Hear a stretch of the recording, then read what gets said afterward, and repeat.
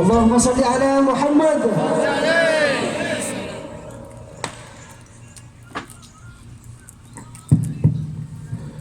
Assalamualaikum warahmatullahi wabarakatuh. Waalaikumsalam warahmatullahi wabarakatuh. Temanya bersolawat, namun di tengah malam kalau di tempat kami, masya Allah sudah pada bobo ini ya. Tapi di sini luar biasa. Kira-kira sampai jam berapa Bapak Ibu? Sampai pagi, masya Allah. Kami besok check out, tapi nggak apa-apa. Melihat antum semangat begini luar biasa. Kita sholawatan. Orang yang banyak bersolawat paling dicintai Allah. Orang yang paling banyak bersolawat cepat dapat syafaat. Orang yang paling banyak bersolawat dia paling cepat masuk surganya. Yang paling banyak bersolawat hatinya paling tenang. Yang paling banyak bersolawat dia akan menjadi orang yang bahagia di dunia wal akhirah. Tapi temanya kan bersolawat, bukan mendengarkan solawat. Artinya apa? Jangan diem, jangan mingkem, tapi kita semuanya bersolawat. Setuju kira-kira ya? Sudah lama hati merindu. Bayangkan, jangan merindu kepada yang perempuan. Jangan merindu kepada cowokmu, jangan merindukan ke Rasulullah. Tanamkan rasa cinta sama Nabi Muhammad. Konon diceritakan dulu unta-unta itu tatkala diarahkan ke arah Madinah, walaupun dia kelaparan, walaupun dia kehausan, larinya kencang lebih daripada yang lainnya. Subhanallah, sallu ala Nabi Muhammad. Namun tatkala diarahkan pelanaknya ke arah selain Madinah, yang tidak lain tidak bukan tidak ada di situ Rasulullah, maka unta itu lambat, seakan-akan loyo dan tidak semangat. Kita tahu tatkala Thuwaibah Aslamiyah, salah satu wanita menyusui Rasulullah sallallahu alaihi wasallam, tatkala pulang, atau Halimatus Sa'diyah tatkala pulang dari kota Mekah ke kampungnya yang bernama Sa'diyah, unta yang ditungganginya, unta yang dibawanya bersama suaminya, unta yang kurus kering, unta yang kelaparan. Semua kabilah Sa'diyah bergegas-gegas dan mendahuluinya sampai di Makkah Mukarramah untuk mendapatkan anak susuan. Sebagaimana tradisi terdahulu, setiap anak yang lahir di perkotaan umumnya dititipkan kepada ibu susuannya, dan di antara yang sangat populer pada saat itu adalah kampung Sa'diyah ataupun kabilah Sa'diyah. Tapi ingat, suami dari Halimah, Siti Halimah dan juga suaminya berangkat. Dia paling telat sampai ke Madinah.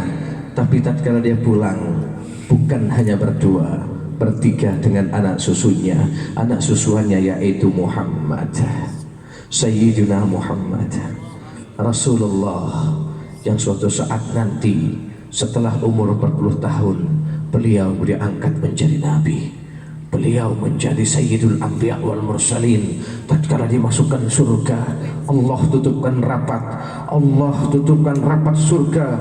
Akhbir ya berbashir habibi Muhammad, kata Allah Subhanahu wa taala kepada malaikat Jibril, anna Muhammadan anni la akhdhuluhu fi ummatihi abada. Bashir habibi Muhammad annahu asra'un nasi idza bu'ithu wa sayyiduhum idza jumi'u wa anna al-jannata muharramatun ala sairil umami qabla an yadkhulaha huwa wa ummatihi. Sallu ala Nabi Muhammad. Di perjalanan ataupun kisah detik-detik Rasulullah wafat, dialog terjadi antara malaikat Jibril dengan Nabi Muhammad, dan Nabi Muhammad bukan enggan untuk berpisah jasad dari ruhnya atau ruh dari jasadnya. Namun yang beliau pikirkan, man milli ummati min ba'di, siapa untuk umatku setelah aku wafat. Singkat cerita, Allah berikan kabar gembira, tidak seorang pun yang mampu membuka pintu surga, dan tidak seorang pun malaikat dan rasul selain Nabi Muhammad yang mampu membuka surga kecuali Muhammad dan kekasihnya, umatnya, sahabat dan ahlul baitnya masuk dahulu. Siapa umatnya? Kita-kita ini. Alhamdulillah. Tatkala Halimatus Sa'diyah membawa Rasulullah yang pada saat itu masih kecil, dibawa di atas unta, di atas tunggangannya, semua para pasangan-pasangan suami istri yang sudah mendahulinya, subhanallah, dilewati oleh Halimatus Sa'diyah beserta suaminya. Terheranan, mereka bertanya, wahai Halimah, wahai suami Halimah, huwaina, pelan-pelan, kami tatkala berangkat mendahulimu, tapi sekarang kau mendahului kami. Ada apa? Kau beri vitamin untamu, kau berikan support spirit untamu dengan apa? Apa jawaban Halimah?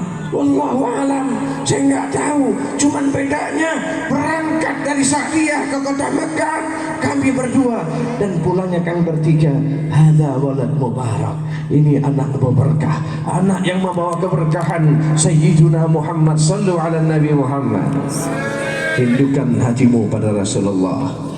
Kalian semua dan kita semua berada di jiwari Rasulullah, qarib minal haramain, dekat daripada Makkahul Mukarramah, dekat daripada Madinatul Munawwarah. Kami yang di Indonesia, setiap malam kami bersalawat, selalu kepengen diundang oleh Allah, selalu kepengen diundang oleh Rasulullah dengan ucapan, undanglah kami ya Rasulullah, sambutlah kami ya Habiballah. Maka dari tempat ini saya pribadi mengajak kepada antum semua, jangan mingkem, jangan diam, sesuai dengan tema bersalawat. Artinya bukan konser bisa saja, ataupun bukan hanya tontonan, tapi ada tuntunan di situ. Kita bersalawat, 1 salawat dibalas 10, 10 salawat dibalas 100, 100 salawat akan dibalas 1000, 1000 salawat aman dari siksa kubur dan api neraka. Amin Allahumma. Coba bareng-bareng, khususnya para ibu-ibu dan adik-adikku yang cantik-cantik, abang-abangku yang ganteng-ganteng, mari kita bersolawat. Undanglah kami ya Rasulullah, sambutlah kami ya Habiballah. Karena atas cinta, dengan dasar rindu dan cinta kepada Nabi Muhammad SAW, kita akan mendapatkan kebersamaan dengan Rasulullah, Rasul yang bersabda, dan sabda Rasulullah tidak serupung sedikit pun dengan hawa nafsu dan kedustaan. Wa ma yantiqu anil hawa in huwa illa wahyun yuha, yang terlontar dari lisan Nabi Muhammad tidak ubahnya adalah wahyu murni dari Allah Subhanahu wa taala. Beliau yang bersabda, man ahabbani kana ma'i fil jannah, yang rindu, yang cinta dan menginginkan bersamaku, maka aku jamin dia akan bersamaku di surga. Amin Allahumma amin. Katakan dari hatimu yang terdalam, amin Allahumma amin, amin Allahumma amin. Semua ikuti. Undanglah kami ya Rasulullah, sambutlah kami ya Habiballah, undanglah kami ya Rasulullah, sambutlah kami ya Habiballah. Insyaallah bisa ya. Nggak apa-apa hadroh nanti tatkala assalamualaikum pakai hadroh, tapi ini nggak usah pakai hadroh, biar kita panggil Rasulullah dari hati yang terdalam. Insya Allah akan rawuh dan datang dalam mimpi kita. Amin Allahumma amin. Sudah lama hati merindung dengan kekasih yang satu. Bilakah masa dapat bertemu dengan kekasih agungmu?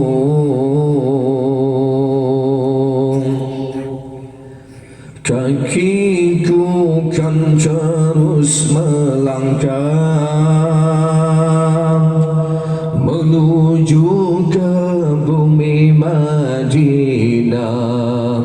selangkah demi selangkah dekatkanlah kami ya Allah, undanglah kami ya Rasulullah, sambutlah kami ya Habib Allah, undanglah kami ya Rasulullah, sambutlah kami ya Habib Allah, undanglah kami ya Rasulullah, sambutlah kami ya Habib Allah, undanglah kami ya Rasulullah,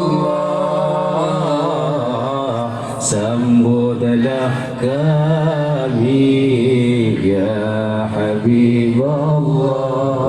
Ziarahku disambut, janjiku ingin terus merebut ganjaran yang telah disebut oleh baginda yang lemah lembut. Barang siapa yang ziarah rumah baginda di Madinah, walau selepas baginda wafat, bagai semasa Nabi hayat,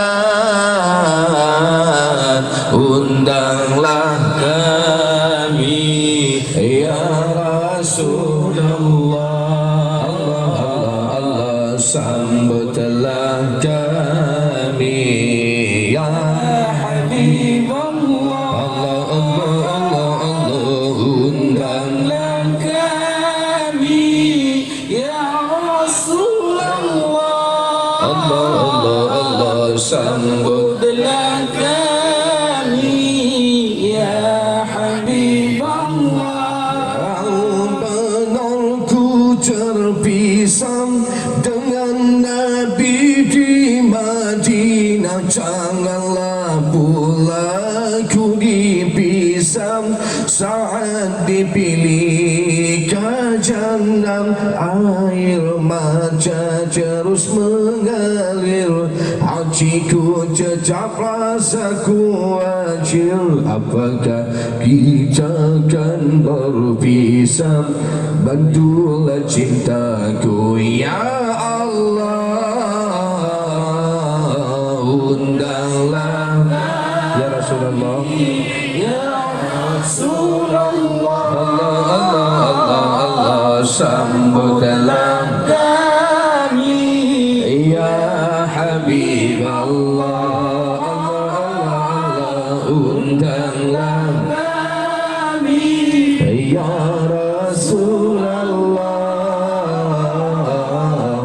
sambutlah kami ya Habib Allah. Di sela-sela kita tausiah, kita akan mengatakan undanglah kami ya Rasulullah, sambutlah kami ya Habib Allah. Alhamdulillah, nahmaduhu nasta'inuhu nastahdihi wa nastaghfiruh wa na'udzu billahi min shururi anfusina wa min sayyiati a'malina. Man yahdihillahu fala mudilla lahu wa man yudlilhu fala hadiya lahu.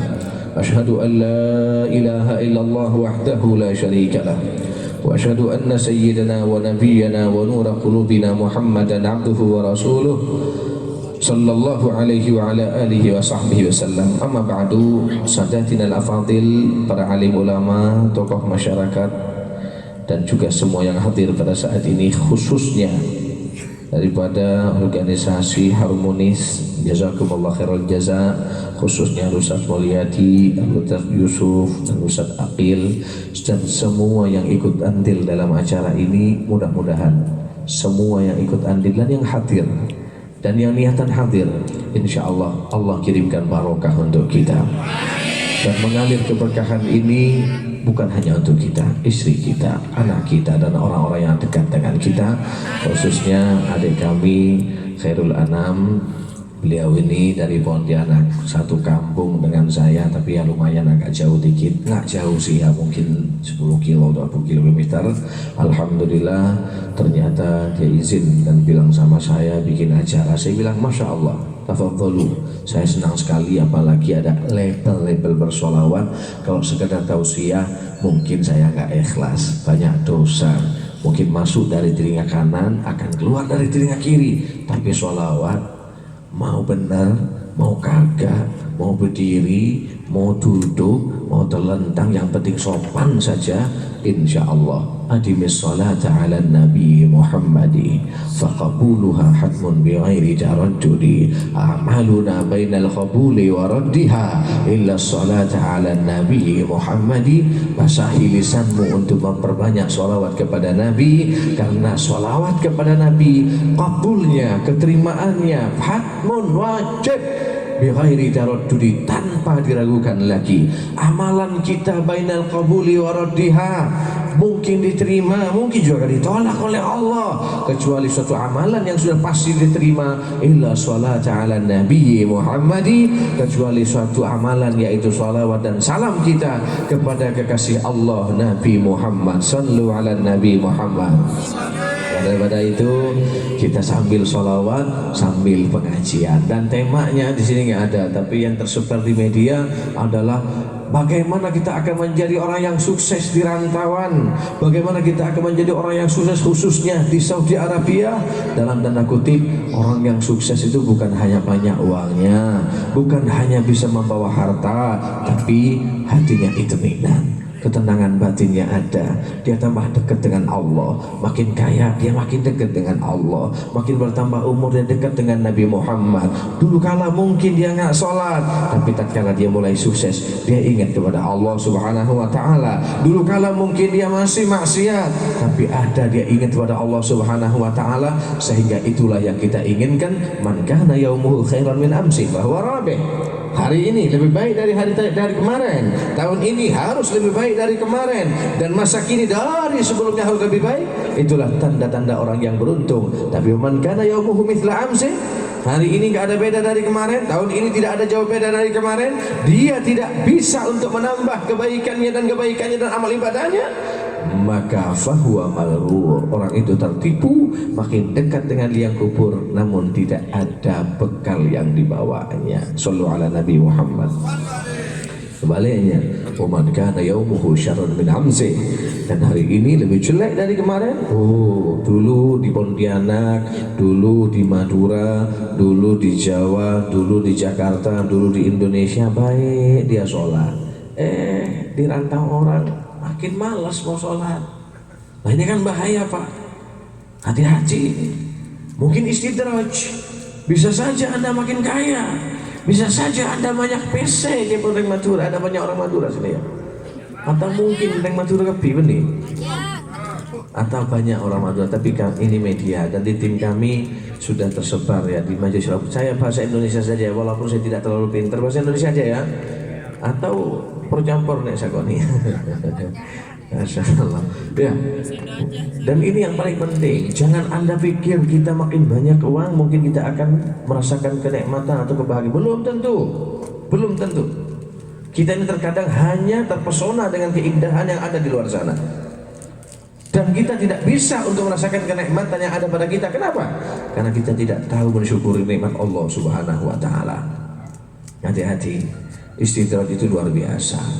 Istidraj itu hampir sama dengan karomah, hampir sama dengan nikmah, tapi tidak ada ridho Allah Subhanahu wa Ta'ala. Itu aja bedanya. Itu saja bedanya. Siswa itu bisa terbang tapi nggak wali. Fir'aun sakti tapi dilaknat. Haman hebat. Abu Lahab, Abu Jahal penguasa tapi dilaknat oleh Allah Subhanahu wa Ta'ala. Tapi Nabi Sulaiman kaya tapi mahbub indallah. Abdurrahman bin Auf, sahabat Rasulullah, kaya dan hebat dan dia mahbub indallah. Sayyidina Abi Bakar As-Siddiq kaya dan dia mahbub indallah. Ini yang kita inginkan. Mudah-mudahan kita tambah sukses urusan duniawi, namun juga tambah dekat dengan Allah. Amin Allahumma amin Allahumma amin Allahumma ya Rabbal. Kita akan bicara bagaimana itu konsep supaya kita bisa sukses. Pertama, ini ada 3 hal atau 4 hal yang akan sampaikan, tapi jangan ada yang tersinggung. Mau dipakai ya alhamdulillah, nggak dipakai juga nggak apa-apa. Tapi saya kasihan orang terbelenggu dengan tugas, terbelenggu dengan dunia, di uber dunia itu nggak ada nikmatnya, nggak ada nikmatnya. Tapi orang yang selalu dia punya walaupun nggak banyak, tapi dia menikmati, itu orang yang jitu, itu orang yang hebat. Syukuri, antum di sini gampang cari duit, tapi terkadang nggak berkah. Mohon maaf bukan antum, tapi orang yang jauh di Jepang sana mungkin ya. Iya, kalau antum tersinggung nanti. Ini baru diundang sekali menyinggung saya. Ya enggak, bukan antum, tapi yang saya maksud yang sebaya dengan saya. Kadang gampang cari duit, tapi aneh, pulang ke Indonesia kok nggak ada apa-apanya. Kok nggak ada apa-apanya? Saya pulang, ada teman-teman kami. Ente berapa tahun di Saudi? 12 tahun, ente 15 tahun. Pulang bawa apa ente? Nggak bawa apa-apa. Nah kenapa seperti itu? Nggak berkah. Tapi ada orangnya di kampung kita, lakunya cuma ngare, ya. Atau yang di kampung-kampung Cek Poteng Madura cuma motong, hanya kuli bangunan, jual es batu di Bogor, di Jakarta. Tapi dia bisa bangun rumah, dia bisa memondokkan anaknya, dia menjadikan anaknya seorang dokter, dia bisa memuliakan anaknya. Kenapa? Keberkahan Allah berikan padanya. Hati-hati. Dan ini yang paling penting. Maka konsep yang paling hebat untuk mendapat kesuksesan, yang pertama, jangan tinggalkan doa. Dan doa itu yang benar, jangan nanggung-nanggung. Ada yang doa, ya Allah, saya kepengen rezeki saya ya Allah yang hanya dengan gerak-gerakan kaki ya Allah, jadi tukang jahit. Salah juga. Aduh pangeran kita terus ngaju gempang kita deket-deket soko ya Allah, kita tukang jahit. Minta sama Allah, artinya ya Rob, saya walaupun jadi tukang jahit, saya walaupun jadi tukang becak sekalipun, atau saya menjadi apapun profesi saya, tapi yang kau berkahi ya Allah, sehingga bisa menyenangkan anakku, istriku, keluargaku, sahabat-sahabatku, pesantrenku, masjidku dan di lingkunganku, dan bisa memberikan yang terbaik untuk keluargaku. Itu yang terbaik. Jadi yang pertama saya katakan, kalau antum kepengen sukses, jangan tinggalkan sholat duha. Duha jangan ditinggal. Kondisi apapun. Saya di pesantren Tahudutan bin Ni'mah yang dikatakan tadi ya, mungkin hampir 20 tahun saya di pesantren. Mungkin hampir ya 20 tahun, nggak sampai sih. Mungkin belasan tahun lah. Pulang dari pesantren nggak punya apa-apa, nol, apalagi di pesantren. Tapi Habib bilang, Kiai bilang, Syekh bilang, Ustadz bilang, yang kau selalu sholat duha nggak bakal kelaparan. Yang kau selalu sholat duha nggak mungkin jadi pengemis. Yang kau selalu sholat duha nggak mungkin jadi miskin. Alhamdulillah Pak. Kalau antum ke Pontianak, insya Allah, kan saya kan lagi motivasi ini, bukan sok sombong, enggak kan, memberikan motivasi. Masa iya, insya Allah yang sholat duha jadi tukang beca, nggak ada sholat duha nanti. Kan mereka motivasi. Silakan kita main-main ke Pontianak. Alhamdulillah pesantren saya punya 5, walaupun tetap membutuhkan doa dari antum. Amin Allahumma amin. Amin Allahumma amin. Kok bisa? Allah, nanti Allah yang memberikan kesandung nasib, ketemu orang, ketemu sahabat, adalah Allah gerak-gerikan. Ada teman kita yang lari ke Saudi, yang berusaha di Saudi, background utamanya waktu beliau di Indonesia, ada yang jualan, ada yang pekerjaannya yang sangat remeh, di sini jadi bos besar. Kenapa? Kesandung nasib yang baik, dia baik sama orang, ibadahnya luar biasa, hatinya cinta kepada Allah dan Rasulnya.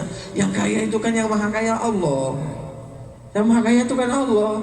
Minta kita sama Allah Subhanahu wa taala, maka jangan tinggalkan sholat duha. Jangan tinggalkan sholat duha. Itu pertama. Yang kedua, di zaman Nabi Muhammad, karena temanya seingat saya di sini nggak tertulis, tapi yang menyebar dan sampai kepada saya, konsep sukses di rantau. Kalau nggak salah begitulah kira-kira. Betul ya? Nah, tapi di sini nggak tertulis. Bagaimana kita sukses itu yang pertama. Yang kedua adalah kita ini jangan mengandalkan kekuatan kita, jangan. Akan jatuh. Tapi tatkala mengandalkan Allah Subhanahu wa taala, kau akan hebat. Dikisahkan, tak contohkan nih. Jangan iktimat kepada diri sendiri. Orang yang mengandalkan kecerdasannya, kekuatannya, sombong. Tapi orang yang tidak berikhtiar sama sekali, walaupun hanya qomat sholawatan, la ilaha illallah, zikiran dan seterusnya, berarti orang gila. Ada kan? Bahwa engkau la sholawat nabai nur Habib Toha, engkau sholawat nur Habib Syekh, la alqumat kamin kau nur Kiai. Jangan binin ala aku mas, ya cinta kau ta'ala aku ada kila ada keker dari langit emas, engki keker dari langit emas. Iblak program dia. Tahu iblak bag di belak baku, di pasung, tahu ya boy ya? Nah, ini kira-kira ngerti bahasa planet nggak ini? Nggak usah bahasa Indonesia aja dah. Bahasa Indonesia. Allahumma sholli ala Muhammad. Saya itu lahir di Pontianak, ibu saya orang Madura dan saya tinggal di Pontianak dan kemudian menikah di Jawa Barat. Alhamdulillah di Bogor, jadi ya biasa bahasa Indonesia walaupun nggak terlalu bisa lumayan. Bahasa Jawa ya sedikit, bahasa Jepang sedikit gitu ya, bahasa Cina ya sedikit, tapi bukan corona. Allahumma sholli ala Muhammad. Begitu ya.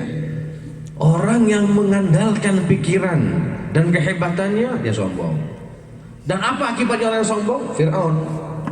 Walaupun dia melambung tinggi, jatuh dia. Jatuh karena tidak iktimat kepada Allah Subhanahu wa taala. Sebaliknya, orang yang hanya mengandalkan tawakal saja, sementara dia belum sampai kepada tawakal yang hakikat, yang seperti Sayyidina Junaid al-Baghdadi, kemudian seperti Sayyidul Taifah Junaid bin Muhammad al-Baghdadi, Bushra al-Hafi dan seterusnya. Kalau di zaman kita dicubit masih terasa, nggak usah ya kerja, jadi supir ke, jualan ke, ikhtiar. Karena orang yang tidak mengandalkan ikhtiar, hanya doa saja, maka dia orang gila. Tapi yang cerdas dan waras dan berakal, yang menggabungkan keduanya, tawakal kepada Allah yang mumpuni dan ikhtiar juga yang semangat, kamu akan menjadi orang yang sukses. Sallu ala Nabi Muhammad. Dikisahkan orang yang mengandalkan diri sendiri tak tawakal pada Allah, nggak bisa. Kenapa? Karena engkau akan menjadi orang yang sombong, dan terbukti orang yang sombong akan jatuh semua.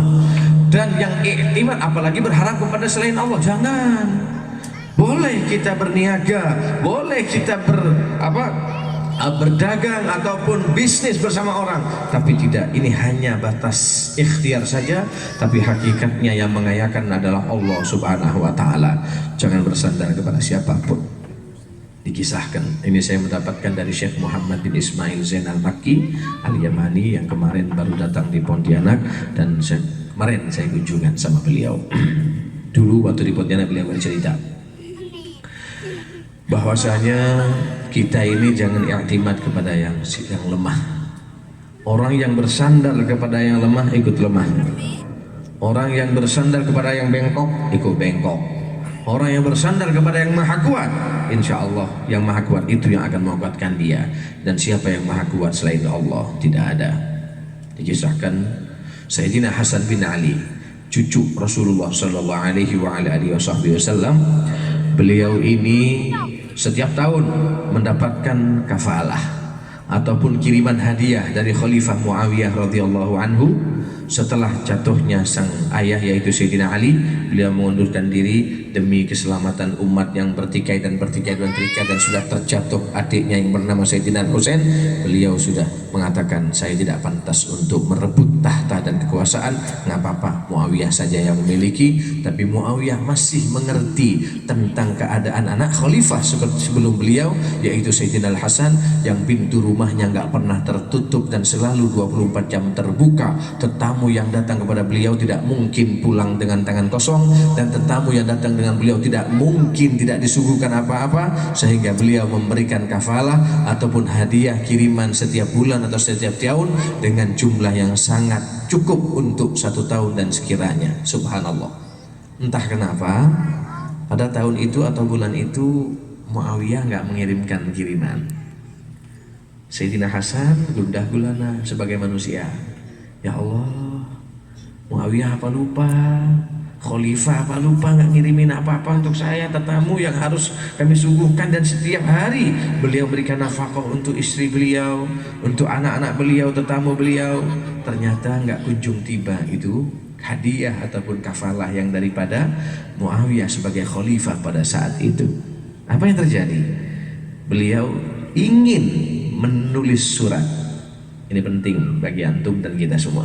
Beliau berkehendak menulis surat kepada khalifah, ingin mengingatkan, mungkin lupa, dan ingin menanyakan apa sebab-sebabnya tidak dikirim itu kafalah atau bantuan itu atau hadiah itu. Namun tidak terjadi. Sambil dia mengantuk dan tertidur, bermimpi kakeknya yaitu Rasulullah Sallallahu Alaihi Wasallam, dan bertanya kepada Hasan, Sayyidina Al-Hasan, ya waladi, wahai anakku, apa yang bikin kau gundah gulana? Apa yang kau bikin susah? Apa yang bikin kau susah dan bikin resah dan resah dan gelisah ini apa? Kau ingin meminta sesuatu kepada Muawiyah? Kata Sayyidina Hasan, iya ya Rasulullah, tapi itu tidak terjadi. Saya urungkan niat saya nggak jadi menulis surat ya Rasulullah. La taf'al ya waladi, jangan kau lakukan itu. Kau bersandar kepada Allah yang maha kuat, kau bersandar kepada Allah yang maha kokoh, dan Allah atau Rasulullah SAW mengajarkan doa kepada Sayyidina Hasan dalam mimpinya, dan beliau tatkala bangun dari tidurnya langsung menghafal doa itu, dan isi doanya luar biasa. Dan ini antum boleh baca, khususnya para traveling yang sekarang lagi gundah gulana karena kasus corona, jamaahnya tidak berangkat. Ataupun enggak, beneran ini, beneran antum boleh. Saya kan juga pernah merasakan itu. Saya bangun masjid mungkin 3M habis, nggak apa-apa, saya ceritakan, siapa tahu antum bisa mendoakan, ya kan. Lebih senang lagi minta nomor rekening gitu kan. Iya. Mungkin 3 miliar lebih saya bangun dalam kondisi saya nggak punya, bukan orang yang kaya raya. Pesantren sekarang luar biasa, MM-an yang saya bangun. Tapi kadang kan tukang membutuhkan dana, gajian per minggu, pusing. Tapi tatkala baca doa itu, Masya Allah, ada aja jalan. Coba lihat doanya. Tapi betul-betul berdoa, fahami maknanya, dan sendirian tatkala sekarang kondisi sibuk, ya kan, keberangkatan nggak ada, atau dipecat oleh majikannya, atau mungkin pekerjaan yang sudah makin merosot dan juga mukimin, doribahnya makin tinggi atau pajaknya makin tinggi, ini kan pusing.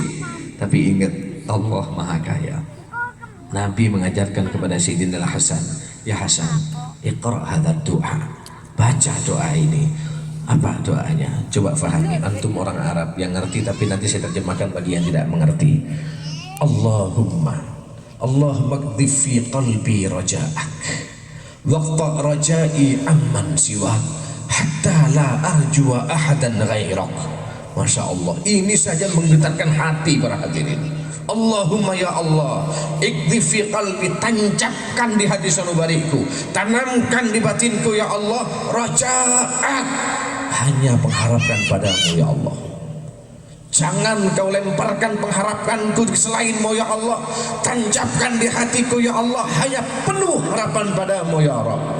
Waqta rajai amman siwak, putuskan daripada batinku ya Allah apabila ada pengharapan kepada selainmu ya Rabb. Hatta la arjua ahadan ghairak, sehingga aku tidak berharap kecuali kepadamu, sehingga aku tidak berharap kepada siapapun ya Allah kecuali kepadamu, walaupun Muawiyah. Kan begitu kira-kira pada saat itu. Allahumma wa ma ta'ufat anhu quwwati wa raghibat anhu raghbati. Kemudian wa ta'ufat anhu niyati wa lam tablughu mas'alati wa la yajri ala lisani mimma a'taita ahadan minal awwalin wal akhirin minal yaqin fa khussani bihi ya rabbal alamin. Ya Allah, kelemahan batinku, kelemahan keyakinanku, kelemahan perasaanku, dan tidak munculnya pengharapan dan doa dari lisanku, dan hal itu kau berikan kepada siapapun, baik itu pendahulu ataupun yang akan datang dari hamba-hambamu yang wali, dari hamba-hambamu yang soleh, dari hamba-hambamu yang khusus, minal yakin, dari keyakinan yang kuat yang kau berikan kepada mereka ya Allah. Fa khussani bihi ya rabbal alamin, khususkan aku ya Allah, berikan kepada aku hal itu ya Allah, tancapkan keyakinan itu kepada aku ya Allah, sebagaimana kau berikan keyakinan itu kepada Sayyidina Abi Bakar, kepada Sayyidina Umar, kepada Sayyidina Uthman, kepada Sayyidina Ali, kepada para habaib, kepada para kiai, kepada kaum salihin. Berikan kekhususan itu, kehebatan itu, dan keyakinan itu padaku ya Allah. Kalau antum baca doa ini, cobalah bahasa Indonesia lah. Kalau bahasa Arab mungkin gak khusus, coba sendirian. Ya Rabb, tanamkan di batin ini keyakinan dan pengharapan penuh padamu ya Allah.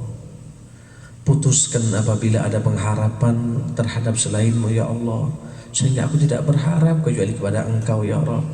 Kelemahan batinku, kelemahan keyakinanku, itu semua dariku ya Rabb. Namun Engkau pernah memberikan keyakinan yang kokoh, yang kuat kepada pendahulu dan pendahulu kami, yaitu orang soleh.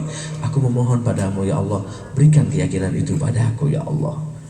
Ya Allah, orang yang paling pelit saja, bisa memberi, apalagi Allah. Orang pelit saja, tapi antum datang sama dia, sedikit mak, 100 real, 10 real saja. Pertama mungkin gak dikasih, tapi merasa iba 2-3 kali dikasih. Apalagi Allah yang maha dermawan. La tas'alanna bani Adam hajatan, salilladzi babuhu la tuhjabu, salilladzi babuhu la yuhjabu, wallahu yaghdabu in tarakta su'alahu, wa banu adama in sa'altahu yaghdabu. Jangan kau meminta suatu hajat kepada anak Adam dan manusia, tapi pintalah kepada zat yang pintu rahmatnya gak pernah tertutup. Siapa itu? Allah. Allah marah. Allah marah. Atau manusia apabila dipinta sekali, 2 kali, mungkin memberi, 3 kali ditutup pintunya. Tapi Allah tatkala kau tidak meminta kepadanya, Allah yang marah. Subhanallah. Manusia tatkala diminta marah, tapi Allah marah tatkala kita tidak meminta kepada Allah, karena kita ada perasaan sombong di hati kita. Shallu ala Nabi Muhammad. Maka daripada inilah, antum ini jalannya cari duit sangat gampang. Dari keberkahan antum cari, keberkahan antum cari. Ada kisah lagi di zaman Nabi Muhammad SAW. Jadi kita tahu proses yang kedua atau resep yang kedua apa itu? I'timad kepada Allah dengan cara sholat duha, dengan cara berdoa, dan termasuk tawakal kita. Hadirnya kita di acara sholawatan seperti ini, Masya Allah, ini bentuk kita memohon keberkahan dari Allah Subhanahu wa Ta'ala. Iya, yakinkan antum bolehlah cap ya, teman-teman antum kerja yang sama, tapi ada yang hadir yasinan setiap minggu, malam Jumat ikut kelompoknya masing-masing yasinan, ada sholawatan dia hadir, ada kiai dia datang sama kiainya. Insya Allah, coba lihat, mungkin hasilnya sama, tapi keberkahan di Indonesia beda. Beda, pasti beda. Apa bedanya? Allah yang berikan beda. Contoh, waktu kita duduk di bangku SD, jumlah santri ataupun jumlah siswa 20 orang, 30 orang, samakan dengan kita, bu gurunya sama, pak gurunya sama. Tapi sekarang bagaimana kita? Ada yang jadi ustaz, ada yang jadi kiai, ada yang jadi pemulung, ada yang jadi dokter, ada yang jadi apalagi DPR, ada yang jadi polisi, ada yang tentara. Kalau kok bisa? Nah ini yang menentukan nasib Allah Subhanahu Wa Taala. Tapi terkadang sudah dari kecil jalurnya kemana kelihatan. Keberkahan disitulah. Ya, yang kedua, yang ketiga. Di zaman Nabi Muhammad SAW ada seorang yang datang kepada Nabi. Ya Rasulullah, ya Rasulullah, tawallat annid dunya wa qallat dhatu aidi. Apa jawaban Nabi? Aina anta min salatil malaikah wa tasbihil khalaiqil lati biha yurzaqun. Sahabat lagi bertanya, "Wa madzaka ya Rasulullah?" Kata Nabi, yaitu ikhtarus tasbih ataupun membaca tasbih kepada Allah Subhanahu wa taala. Yang bahasa Indonesia kira-kira begini. Ya Rasulullah, dunia ini kok enggak akrab ya sama saya? Katanya waktu saya di Indonesia, rezeki itu yang banyak di Malaysia. Ternyata di Malaysia diusir-usir ya. Katanya orang rezeki itu ada di Saudi, kami ke Saudi banyak utang. Begitulah kira-kira. Katanya sekarang lagi musim walet. Walet murah karena ada corona. Sarang walet, tahu sarang walet? Burung walet. Oh, di Pontianak katanya lagi bangkit-bangkitnya sawit. Sementara karet dibuang-buangin. Masya Allah, ternyata sawitnya murah karena tidak berkiblat kepada Amerika, gitu kan? Kira-kira begitulah kira-kira. Akhirnya apa yang terjadi? Dia kisah sama Nabi, ya Rasulullah, dunia itu kok nggak akrab sama saya. Wa khallat dzatu aidi, sahabat-sahabat saya yang biasanya dekat dengan saya pada menjauh. Dulu waktu saya sukses, jangankan siang, malam banyak tamu. Giliran saya bangkrut, jangankan malam, siang pun gak ada tamu. Coba pun tade, napas interna. Kan begitu kira-kira. Waktu kami sukses, jangankan siang, malam penuh tamu. Tapi terkala kami bangkrut, teman-teman saya banyak pada pergi, jangankan malam, siang pun kosong, gak ada tamu yang datang. Tapi apa jawaban Nabi As-Sadiqul Masduq yang tahu tentang keadaan dan resep kesuksesan bagi hamba, bagi umatnya, yaitu umat Nabi Muhammad SAW. Apa kata beliau? Aina anta min salatil malaika wa tasbihil khalaiqil lati biha yurzaqun. Mungkin kau salah resep. Mana ikut andilmu dari salatnya para malaikat dan tasbihnya para makhluk yang dekat berkatnya Allah berikan rezeki. Apa itu ya Rasulullah? Yaitu memperbanyak tasbih subhanallah walhamdulillah wala ilaha illallah wallahu akbar. Yuk kita baca tasbih. Doakan mudah-mudahan kaya semuanya, amin. Mudah-mudahan sukses semuanya, amin. Namun sukses yang barokah, yang menggiring kita ke ridho Allah dan surganya Allah, amin. Allahumma amin. Yuk main hadrah. Subhanallah walhamdulillah wa la ilaha illallah. Subhanallah walhamdulillah wa la ilaha illallah. Allah Allah Allah ya Allah. Allah Allah Allah ya Allah. Subhanallah walhamdulillah wa la ilaha illallah. Jangan mingkem ibu. Coba lihat kita artinya apa? Subhanallah, maha suci Allah. Walhamdulillah, kita mengatakan hamdalah untuk Allah. Allahu Akbar, kita agungkan Allah subhanahu wa ta'ala. Allahu Akbar, subhanallah, alhamdulillah, wa la ilaha illallah. Kita bertauhid kepada Allah, Allahu Akbar, dan kita agungkan Allah subhanahu wa ta'ala. Setelah kita bertahmid, mengatakan hamdalah kepada Allah dan mengagungkan Allah, bertauhid kepada Allah, kemudian kita katakan Allah ya Rabb, aku kok susah sholat ya Allah.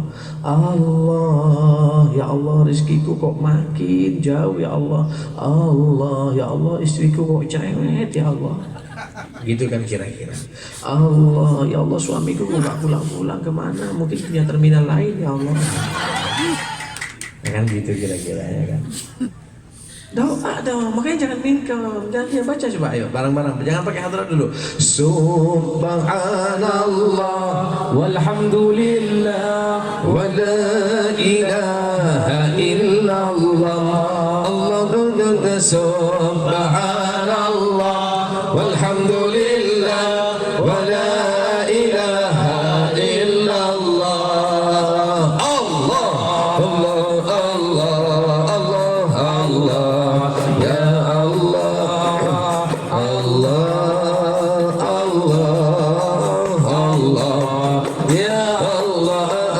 ta'tafa bil raja وقفت بذلي فأغثني بالقصد قبل المنية. الله الله الله يا الله. الله الله الله يا الله.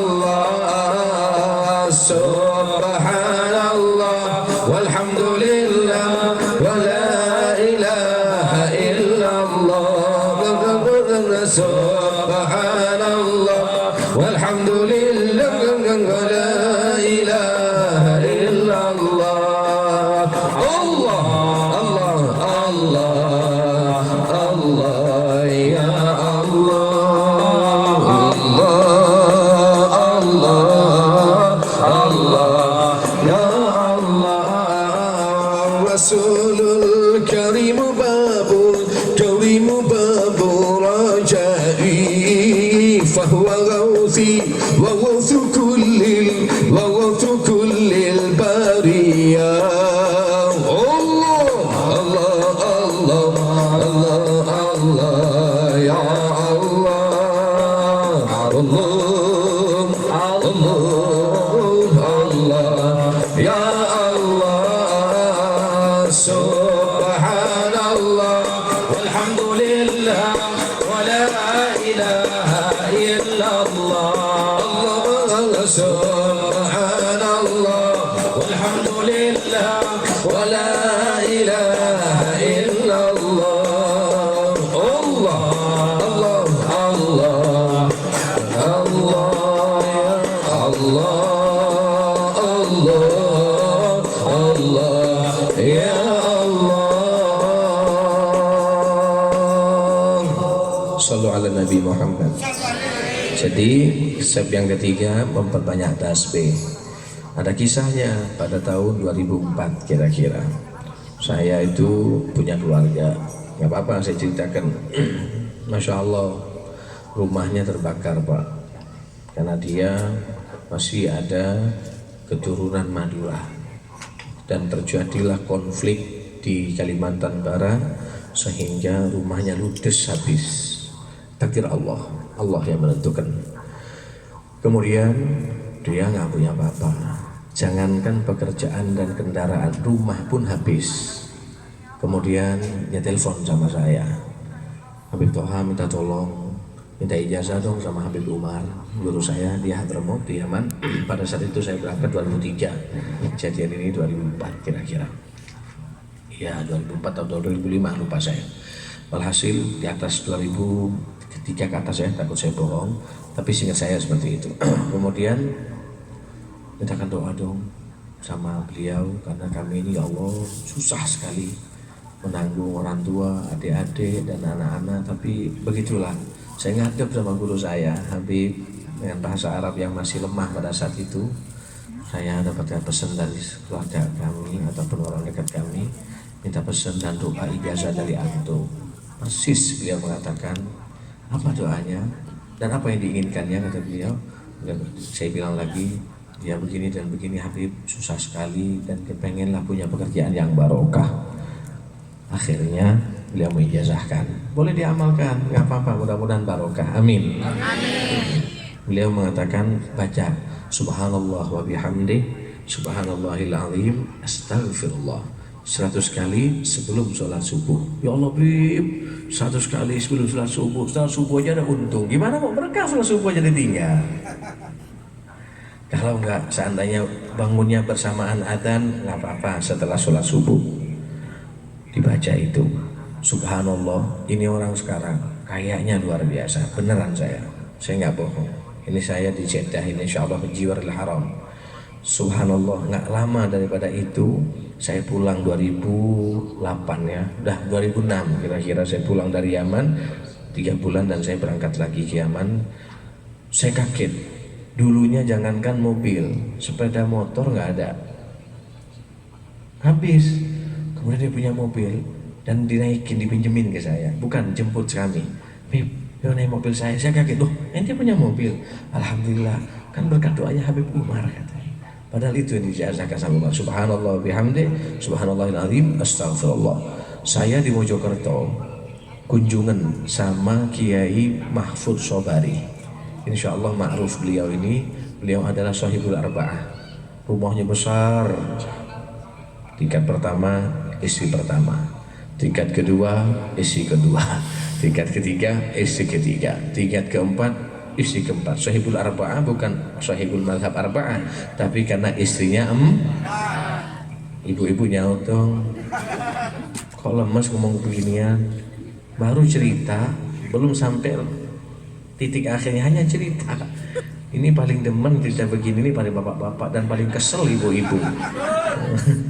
Ya, beliau itu sukses, punya pesantren besar, punya sekolah yang sukses, usahanya rumah makannya saja dia dulu sebelum punya Mandiri punya Wong Solo, termasuk yang di sini nih. Insya Allah ikut andil beliau Kiai Mahfuz Sobari, tapi sekarang sudah misah. Subhanallah, Kiai Mahfuz Sobari ini kerjaannya bukan hanya di Indonesia, di Singapura punya usaha, di Malaysia punya usaha. Ternyata saya sholat subuh di santri beliau, di pesantren beliau, sama wiridannya. Subhanallah bihamdi, subhanallahil azim, astagfirullah. Teringat saya, oh iya ya, pantas. Coba dibaca. Setahun saja coba. Taruhan dong, catat. Malam ini segini-gini, betul saya setahun akan saya amalkan, insya Allah. Ya kita minta sama Allah, Allah yang maha kaya, Allah yang maha kaya. Masa nggak bisa? Subhanallah bihamdi, subhanallahil azim, astagfirullah, subhanallah bihamdi, subhanallahil azim, astagfirullah. Paling nggak 5 menit. Ya, itu. Dan dengar tadi sahabat, tatkala mengamalkan itu, sahabat yang tadinya miskin kaya raya, subhanallah, Nabi ternyata mengajarkan tasbih. Shallu ala Nabi Muhammad. Kemudian resep ketiga, resep yang keempat, saya hanya bercerita, ibu-ibu jangan kesel bu ya, saya bercerita ibu. Ada seorang datang kepada ini Ustaz Ari Sona baru mau ketawa ini. Saya belum cerita dah, nggak ada. Boleh apa lagi ngiding cerita anda boleh. Saya kalau kakaknya kan tahu. Saya hanya cerita. Ada sahabat datang kepada Nabi, ya Rasulullah, ana miskin. Saya ini miskin ya Rasulullah, fakir lagi ya Rasulullah. Tazawwaj, kata Nabi, kawin kau, nikah dia.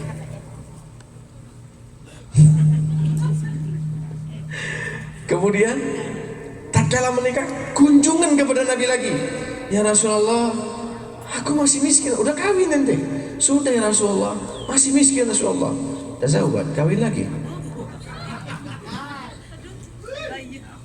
Nah ini bapak-bapak paling senang. Datang lagi kepada Nabi, ya Rasulullah, tambah miskin ya Rasulullah.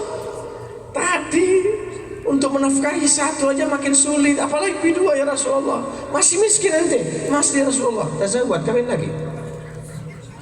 Enaknya. Ibu, ini saya cerita bu, jangan kesel bu ya. Sampai yang ketiga kalinya datang lagi, masih miskin engkau, masih ya Rasulullah, tambah parah, pecah piring ya Rasulullah. Tapi apalagi tazawwaj, kata Nabi, nikah. Setelah keempat datang lagi Nabi sampai kasihan, nggak ada lagi kawin yang kelima kecuali yang subur, kan gitu. Ke syariat Islam kan hanya 5, hanya 4. Akhirnya, masih miskin kau sahabatku.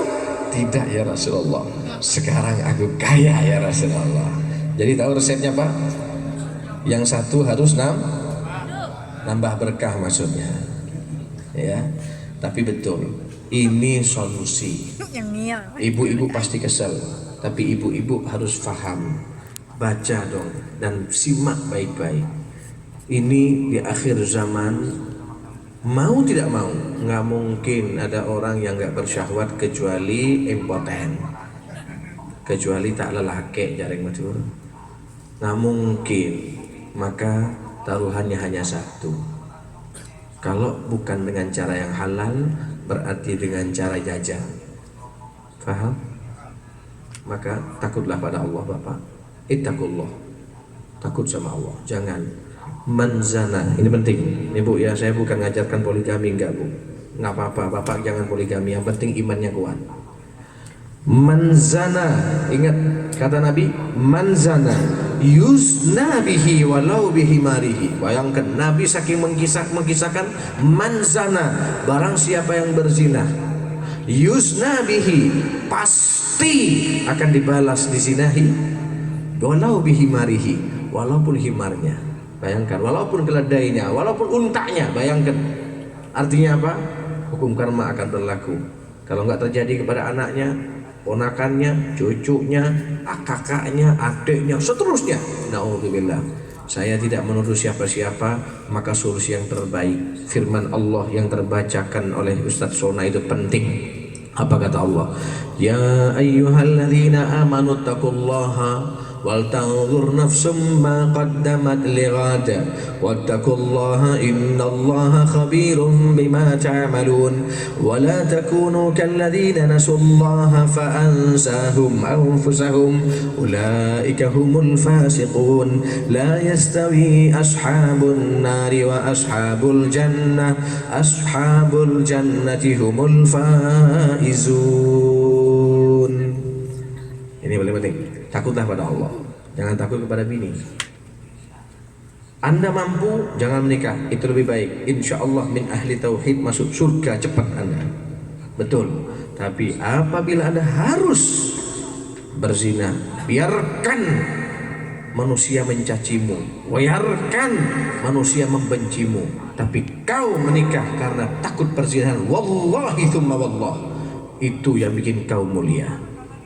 Wallahi saya sumpah, wallahi saya sumpah. Saya cerita, ada seorang, saya bu tidak mengajarkan jahat bu, enggak bu, enggak. Saya udah bilang lebih baik satu, lebih baik satu. Tapi daripada berzina lebih baik kawin. Betul atau betul? Zina nista, zina neraka, zina akan menjadi sial. Na'udzubillahi min. Saya punya kisah. Seorang dokter, insya Allah live streaming dia lihat kalau menyambung ke Asyrafut Tahur. Ada seorang siapa namanya? Ada seorang dokter pak. Dia akan menikahi anaknya seseorang yang pasti menolaknya. Dia musyawarah sama saya, Habib, bagaimana caranya? Saya akan menikahi seseorang yang mungkin saya ditolak oleh orang tuanya. Saya bilang, wallah tidak akan ditolak apabila kau niat yang baik. Datang saja kepada orang tuanya, insya Allah ditolak kau bahagia karena kau sudah menjalankan syariat dan kau akan puas. Tapi diterima akan terjadi keajaiban Allah. Apa yang terjadi? Bapaknya langsung, ngapain ditunda-tunda? Ayo serang nikah. Subhanallah. Ada seorang dari Padang. Orang Padang, kalau ada orang Padang insya Allah tahu. Orang Padang itu paling anti dengan selain Padang. Apalagi yang non-muslim, paling anti. Walaupun dia mu'alaf, karena agamanya kuat. Ada seorang Padang kerja di Pontianak. Dia buka kayak kafe-kafe Islami gitu ya. Kemudian ada pekerjanya yang kebetulan suku Dayak, non-muslim. Dia mu'alaf, masuk Islam, rela masuk Islam apabila dinikahi oleh seorang yang Padang itu. Dia konsultasi sama saya.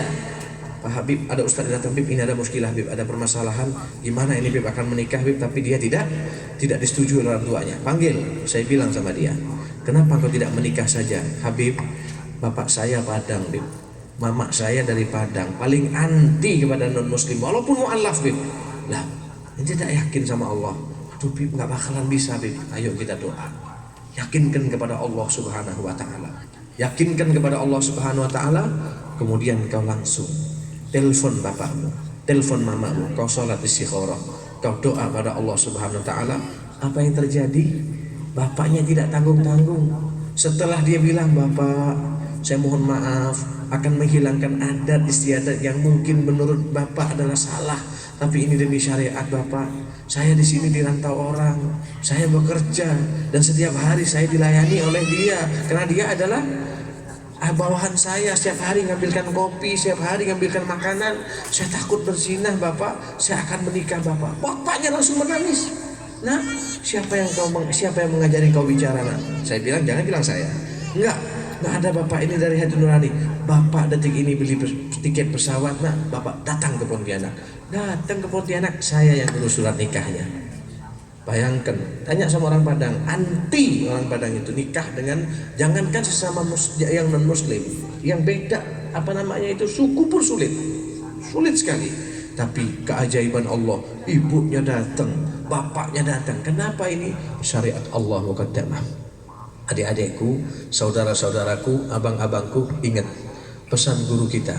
Saya punya guru Habib Umar pernah berkata, seandainya, ini tanamkan di hati antum semua, seandainya manusia semua memujimu, sebaliknya, seandainya manusia semua mencacimu, tapi kau tahu di situ ada ridho Allah, kerjakan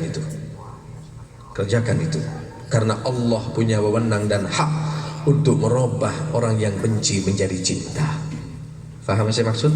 Seandainya ada suatu pekerjaan yakin ada ridho Allah, tapi di situ manusia akan membencimu sedunia, kerjakan hal itu, karena besok lusa orang yang membencimu menjadi cinta.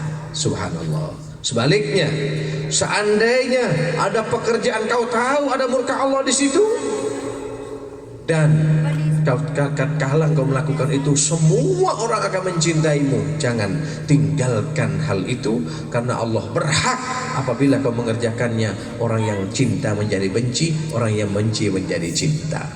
Pilih Allah, Allah yang akan memberikan segalanya untuk kita. Shallu ala Nabi Muhammad, shallu ala Nabi Muhammad. Termasuk ini, termasuk walaupun ibu-ibu benci sama saya, tapi saya hanya mengajarkan yang baik untuk Anda supaya tidak berzina, tapi dengan cara yang halal. Daripada berzina lebih baik menikah, betul? Tapi dengan tanda kutip, jangankan Anda berpihak, jangan mentang-mentang. Harus kita ikuti ahlu sunnah wal jamaah, al-muhafadhatu alal qadimis salih wal akhdhu bil jadidil aslah. Walaupun bil jadidil aslah dibuang saja, tapi al muhafadzatu alal qadimis salih, jangan mentang-mentang dapat yang baru melupakan yang lama. Itu yang berbahaya. Betul betul. Jangan, harus kau agungkan yang tua, harus kau agungkan. Minta izin kalau ketahuan. Kalau ketahuan minta izin, pejabat yang enggak ada. Mau minta izin atau tidak saya tidak mensyaratkan, tidak tahu, itu urusan antum. Tapi yang jelas satu, lebih baik kalau mampu. Kalau tidak mampu, daripada berzina lebih baik menikah. Walaupun 1000 wanita akan membencimu, yakin Allah akan balikkan di hatinya. Mereka pasti akan nerima. Ini syariat Allah, ini syariat Nabi Muhammad sallallahu alaihi wasallam. Ingat pernyataan saya, kalau mampu lebih baik satu, kesian istrimu, kesian anak-anakmu. Tapi daripada jajan di luaran di akhir masa, sangat-sangat memprihatinkan. Karena di akhir zaman manusia Allah sudah menciptakan 1:70. Sekarang saja riset sudah mengatakan 1:8 atau 1:7. Mau kemana yang 6 kalau bukan Anda yang menyelamatkan? Sallu ala Nabi Muhammad. Mohon maaf ibu, ini bukan saya ngajarkan mereka. Sekali lagi, ibu doa. Makanya terkali ikut sholawatan doa dong. Allah, Allah, betul tak bini boleh ya Allah. Allah, Allah, jangan bapak telur 4 ya Allah. Lalu terus mana yang didengar oleh malaikat? Ya yang main yang paling khusyuk. Insya Allah, wallah insya Allah tidak mustahil itu. Maka saran saya, Anda yang sudah dipoligami bersabarlah, tapi Anda yang tidak dipoligami berdoalah. Betul atau betul? Jangan Anda minta cerai demi anak-anakmu dan masa depanmu, dan kau yakinlah suamimu tidak nikah, mungkin dia karena takut kepadamu jajan di luaran. Sebab dia jajan di luaran, mungkin nista akan muncul kepadamu karena engkau yang ditakuti oleh istrimu, oleh suamimu, sehingga suamimu syirik kepada Allah karena takut kepada istri tua. Betul? Jangan seperti itu. Tapi insya Allah kita sama-sama berdoa. Yang satu tetap langgeng min ahli tauhid. Amin Allahumma. Yang sudah terpaksa, tolong yang adil, minimal bukan hanya sekedar adil, tapi harus menghargai yang tua, karena yang tua adalah yang tahu dari nol, dan Anda bisa melangkah ke 1, 2, 3 dan 4 sebab ada yang pertama. Betul atau betul? Allahumma sholli ala Muhammad. Sudah, ayo undanglah kami ya Rasulullah. Ini karena ibu sudah mulai panas, ibu-ibu sudah mulai tidak terima, tapi insya Allah dengan undanglah kami ya Rasulullah, sambutlah kami ya Habiballah, hati kita akan menjadi tenang. Amin Allahumma.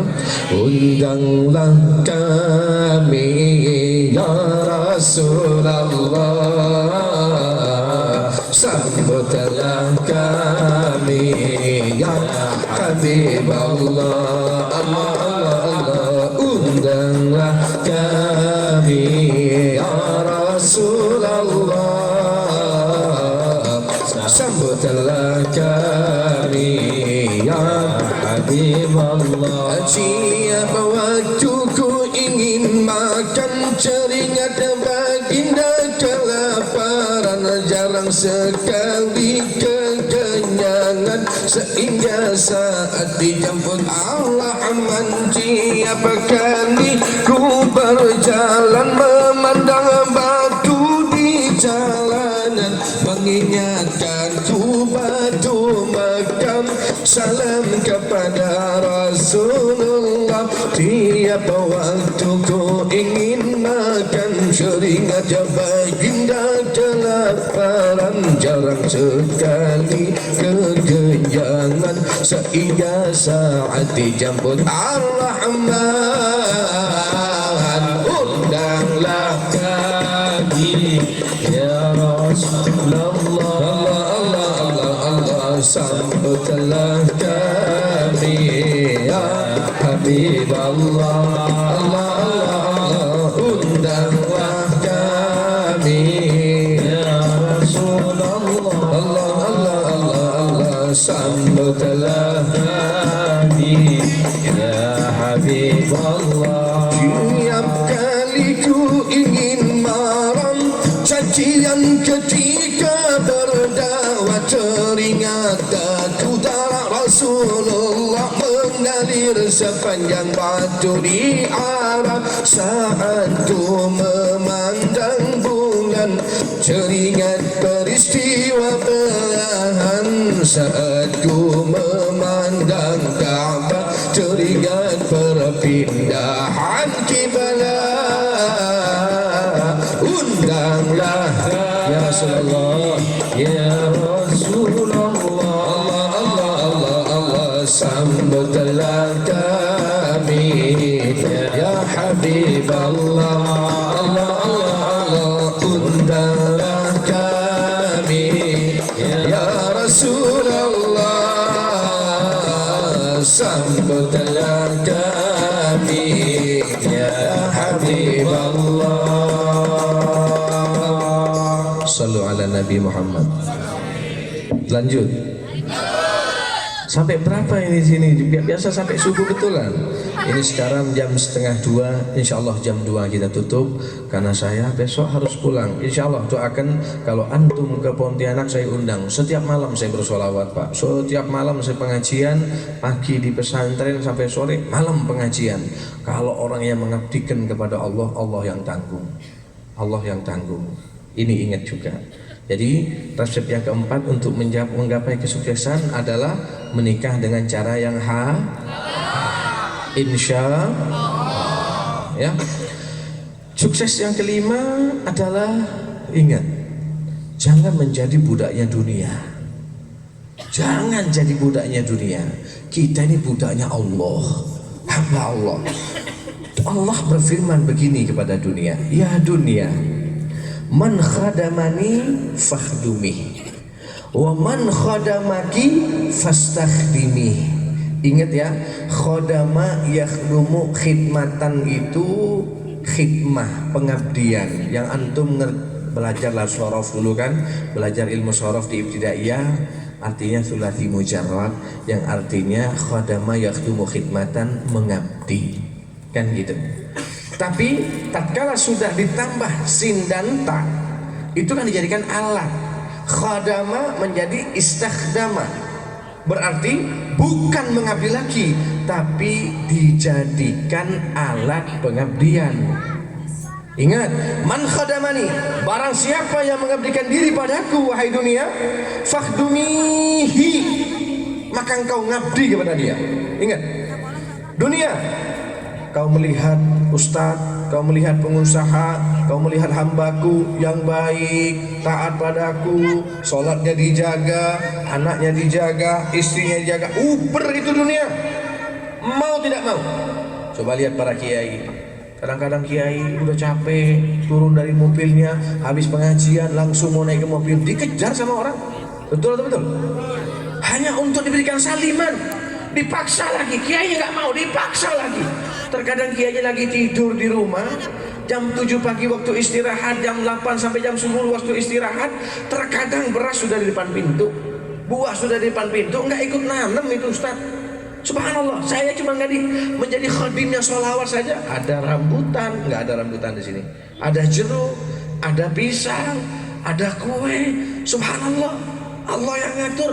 Man khadamani fakhdumi, yang menjadi khidmah kepadaku atau khodimku fakhdumi, kau uber dia, kau ikuti dia, kau khidmai dia, kau kejar dia. Tapi waman khadamaki, yang dia mengabdikan diri padamu, bangun tidur ingat uang, mau tidur ingat uang. Masya Allah, jangan, tolong jangan. Antum kerja dari pagi itu, tapi minimal sebelum tidur langsung doa, ya Allah ampuni aku, maafkan aku ya Allah, bismika Allahumma ahya wa bismika amut. Udah cukup, jangan terlalu panjang. Kalau seandainya nggak bisa istiqomah, yang makin panjang makin bagus. Itu doa. Bangun tidur, udah ingat, ya Allah besok duit apa ya. Bangun tidur, coba dulu, alhamdulillahilladzi ahyana ba'dama. Doa dulu dong, lapor sama Allah dulu. Waman khadamaki, kata Allah, orang yang mengabdikan diri padamu, fastakhdimi, perbudak dia. Tiap hari dunia, ngumpul sama anaknya nggak bisa, mau sholat di masjid nggak bisa, mau duduk ngaji di depan habib, depan kiai nggak bisa, nggak ada waktu. Perbudak itu orang, kata Allah Subhanahu Wa Taala. Ini hati-hati, firman Allah. Ini firman Allah Subhanahu Wa Taala yang tadi sudah kita bacakan, ya ayyuhalladzina amanu taqullaha wa la takunu ya ayyuhalladzina amanu taqullaha wa la takunu kalladzina nasullaha fa ansahum anfusahum ulaika humul fasiqun. Kan begitu kan? Ya ayyuhalladzina amanu ittaqullaha wa la takunu kalladzina nasullaha. Jangan menjadi orang yang lupa kepada Allah Subhanahu wa taala. Jangan menjadi orang yang lupa kepada Allah. Dan di firman Allah yang lain, coba lihat. Enggak mungkin firman Allah salah. Coba, man amila salihan. Isim mausul, siapa saja maksudnya. Syarat, isim syarat lagi. Man, siapa saja, mau laki atau wanita sama saja. Man, siapapun. Man amila solihan, barang siapa yang berbuat baik, apapun perbuatan baik itu, baik itu dengan jabatannya, hartanya, ibadahnya, sujudnya, sholatnya, tasbihnya, sholawatannya, apapun amal soleh. Man amila salihan, barang siapa yang berbuat amal soleh, min dzakarin au unsa, baik itu laki-laki ataupun wanita, wa huwa mu'minun, dan dia beriman kepada Allah, falanuhyiyannahu hayatan thayyibah, maka niscaya kami, yaitu Allah, akan memberikan kehidupan kepadanya, hayatan thayyibah, kehidupan yang baik. Ibadahnya baik, rezekinya baik, istrinya baik, anaknya baik. Kenapa? Amalannya soleh, amalnya baik. Tidak cukup di situ. Wala najziyannahum ajrahum bi ahsani ma kanu ya'malun. Dan kami, yaitu Allah, akan membalas kepada mereka a'malahu, amal-amalan mereka. Wa najziyannahum a'malahum, akan kami balas mereka dengan amal-amalan mereka. Dengan apa dibalas? Bi ahsani ma kanu ya'malun, dengan lebih baik dari apa yang mereka perbuat di muka bumi. Apa itu ya Allah? Ridha Allah. Apa itu ya Allah? Surga Allah. Apa itu ya Allah? Kenikmatan di surga. Amin Allahumma amin Allahumma. Lanjut lagi. Undanglah kami ya Rasulullah, Allah Allah Allah Allah, sambutlah kami ya Habiballah, Allah Allah Allah, undanglah kami ya Rasulullah, sambutlah kami ya Habiballah. Saat ku membaca Al-Quran, teringatkan kekasih Tuhan, wahyu diturun berpelukan, dan baginda Quran yang berjalan. Di saat ku ingin bersugi, teringat siwak baginda Nabi, hingga saat dicampur hilang, masih ingin bersihkan gigi. Undanglah kami ya Rasulullah, Allah Allah Allah Allah, sambutlah kami ya Habiballah, undanglah kami ya Rasulullah, sambutlah kami ya Habiballah. Akan tetapi jeli malam, jasad kami semakin lama izin padanya dapat ziarah. Hadirkan kami di Madinah agar lo beroleh syafaat dari penghulu bumi Madinah. Hadirlah ya Rasulullah saat kami di alam barzakh. Undanglah kami ya Rasulullah, sambutlah kami ya Habiballah. Undanglah kami ya Rasulullah,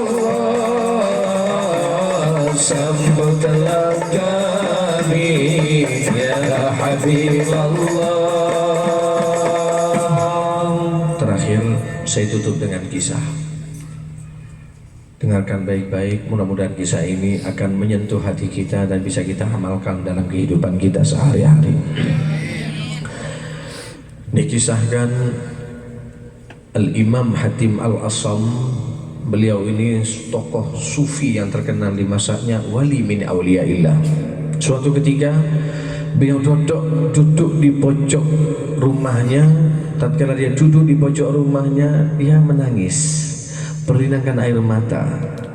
Dia bersedih.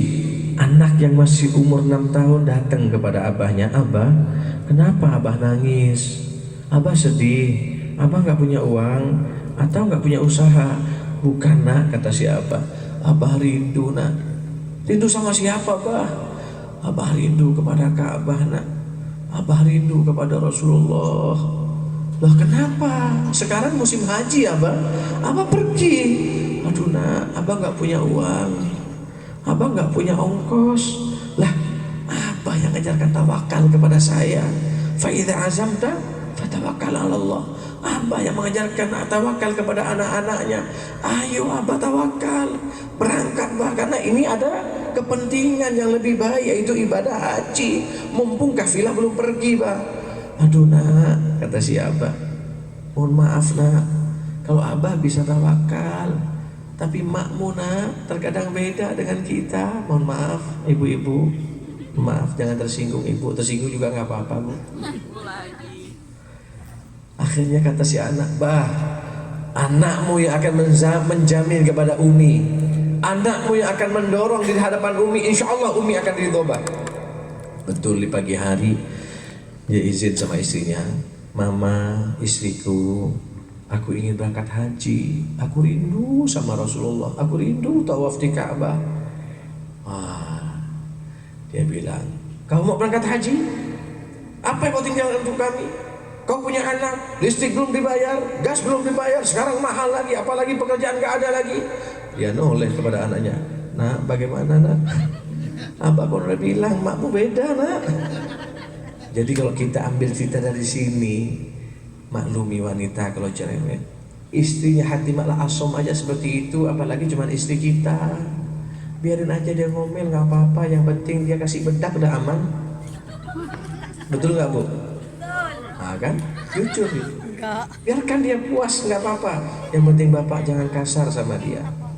Wanita itu adalah kepengen diayomi, kepengen dipuji. Jangan kau caci. Seandainya nasib kalian, nasib anda semua, ada yang nasibnya orang lain istrinya putih, kemudian istri anda kebalikan putih, warnanya hitam. Bukan saya yang ngomong ya. Seandainya, pas dia bertanya kepada anda, "Wahai suamiku, kira-kira kulitku ini putih atau hitam?" Waduh, ini dilema pak. Anda jujur puasa 3 hari, kalau nggak jujur anda bohong. Jadi ya bilang saja, "Mama, tidak ada lain bagiku mama, kaulah yang paling cantik satu-satunya istriku." Begitu. Puji pak, jangan dicaci wanita itu. Wanita ini dia sudah bersolek, dia sudah di depan kaca, anda singgung dia, "Oh, dong maaf, datang pos." Seandainya. "Oh, salah kaca, coba berkaca tuh, bedak 2 kilo." "Pak, seminggu nggak ditegur sampean pak." Tapi duduk-duduk di depan TV sampai nonton TV, istri bertanya, Dek atau Mas, kira-kira kebetulan di situ RCTI atau ya TV-TV Indonesia, saya juga nggak tahu TV apa ya, anggaplah TV Indonesia yang cantik-cantik gitu. Mas, kira-kira antara dia dengan aku cantikan mana Mas? Gitu kan. Sampian jangan terlalu polos Pak, belajar tauriah sedikit. Kalau Anda bilang cantikan situ mah, waduh sakit hati perempuan Pak, sakit hati. Bilang saja, ya Allah Mama dengan itu mah, cantikan Mama mah. Maksudnya bohong? Enggak bohong. Mama dengan itu apa? TV yang enggak berhidung, TV yang enggak bertelinga, TV yang enggak bermata. Kira-kira bina sampean, makin jalan ki adik mata Pak, ki adik pepe, betul? Ya perlu seperti itu. Masya Allah, ini terkadang nggak ngerti para kaum laki-laki ini. Waktu belum menikah, Masya Allah Dek, ada nih cantik jelita, bulu matanya lentik, matanya pula seperti burung. Waduh, Masya Allah, burung apa kayak gitu yang bagus ya, bodinya kayak gitar Spanyol, Masya Allah. Setelah punya anak 4 Dek, abang salah lihat Dek, badanmu kok gendut sih Dek, kayak drum Dek. Abang salah lihat kali dulu Dek, jangan begitu, kesian Pak, sakit hati Pak. Dibalas sama ibu-ibu, sama Pak, Masya Allah Pak. Dulu mungkin saya salah lihat Pak, saya pikir Bapak itu gantengnya kayak Amitabh Bachchan Pak. Kalau sekarang baunya kayak belacan Pak. Nah ini wanita seperti itu ya, puji dia. Wanita itu Masya Allah, bukan harus dicaci, bukan untuk dijadikan pembantu, bukan untuk dijadikan pesuruh, tapi wanita adalah pelengkap hidup. Seganteng siapapun Anda, sekaya siapapun Anda, tanpa istri sampian kecelepan Pak. Betul atau betul? Kedinginan. Ya Allah Bib, saya punya selimut Bib. Ya Allah, walaupun selimut dilapiskan 7 lapis, 10 lapis, sebelum Anda memiliki selimut yang hidup, tiada guna itu selimut Pak. Betul atau betul? Betul. Itulah wanita. Wanita itu ngeseli, tapi kalau nggak ada dicari. Tapi wanita solehah tidak. Wanita solehah itu Masya Allah, wanita solehah. Ajib wanita solehah itu. Kalau Anda yang ditakdirkan punya suami di sini, resepnya wanita solehah ini lihat. Yang pertama, wanita solehah ialah idza nadharaha zaujuha asarrathu, apabila dipandang oleh suaminya bikin senang suaminya. Shallu ala Nabi Muhammad. Bagaimana ingin menjadi suami ataupun bikin senang suami? Suami baru pulang sudah diomelin. Dia pun kaki bang tak ingat kanan ini bang. Dari pagi sampai monet Pak, ngaji hatam Pak. Masya Allah. Macam mana mau dianggap wanita solehah seperti ini? Kasihan jantungnya selaki laki ngurusi travel tak marah, cegel jantungan Pak. Tapi wanita solehah bukan seperti itu. Abang yang murung dibikin seneng sama si suami, si istri. Kenapa abang murung bang? Udah deh bukan usaha. Ya Allah bang, abang jangan mikirkan usaha bang.